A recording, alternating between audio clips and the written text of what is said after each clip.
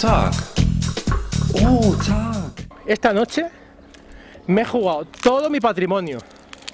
Coche, ropa, todo lo que tengo, todo me lo he jugado. Aquí el 21 de diciembre, como dijo mi presidente Zapatero, el AVE entra a Barcelona. Zapatero. Y una vez pasado el día 21 de diciembre, las obras del AVE en Barcelona se muestran como enseña la siguiente imagen.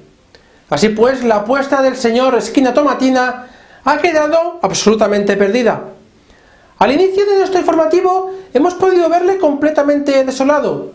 Comprobemos si Conchita Azpitarte ha conseguido animar un poco al señor Esquina Tomatina. Vamos a verlos.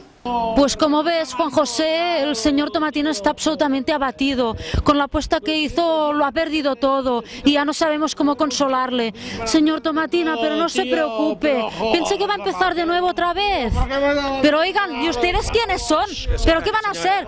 ¿Qué van a hacer? Es lo que hay. Oiga, pero déjenlo. Juan José, voy a despedir la conexión para ayudar a este hombre que necesita mi ayuda. Oiga, no lo toquen, no lo toquen. Fuera de aquí, no lo toquen, pero que no lo ven. Fuera, déjenlo.